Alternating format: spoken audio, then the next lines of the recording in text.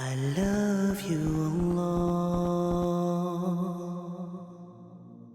Salah in places that have pictures, or praying on top of a garment that also has a picture, or any other place that might have pictures around you. So for example, imagine you have a room and there's a picture of your mom or your dad or somebody, in a nice frame, and it's hung up against the wall.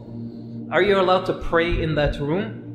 Well, the question here is, forget the prayer for a moment. Are you allowed to hang a picture on the wall in the first place?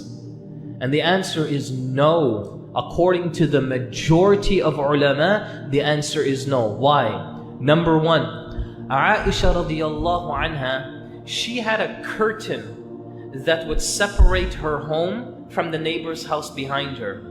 And that curtain had some images. And I don't know what the hadith doesn't mention what the images were, but they were pictures of something. And the Prophet ﷺ told her to remove those curtains, change them and put something else there, and she did that. A second narration, Aisha radiallahu anha had some pillows or had some garments on a sitting area in the house of the Prophet ﷺ. And the Prophet ﷺ came home one day and he stood by the entrance of his home and his face turned all red.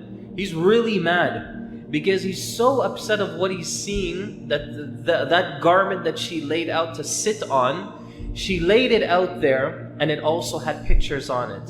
And she said, I understood right away from how red his face became that it was this pictures that was making him upset. So she took the garment and she made pillows out of it and she kept them.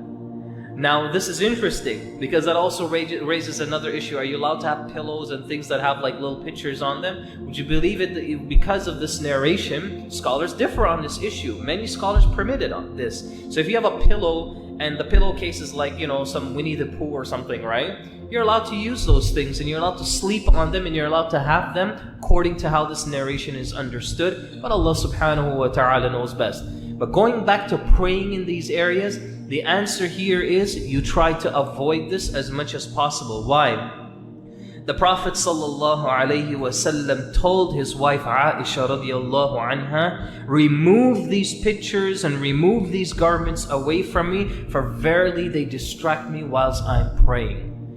Now, so if you have these pictures around, then you also want to make sure that these pictures, first of all, if they're hanging up on a wall, you want to remove them, simply because in another hadith, the Prophet ﷺ tells us that angels will not enter a home that pictures are hung and displayed for viewing. Angels will not enter this home.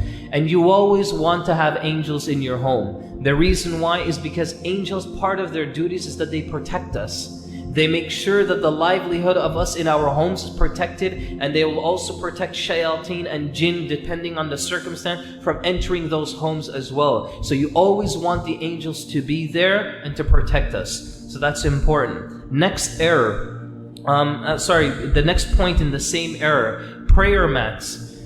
You ever notice today what people have for prayer mats? You know how a lot of people, they'll have like the picture of the Kaaba on the prayer mat, or they'll have the picture of the Prophet ﷺ's masjid and all those different things. Well, this is not haram. This is one thing I want to make sure that's clear, but there's a problem with this.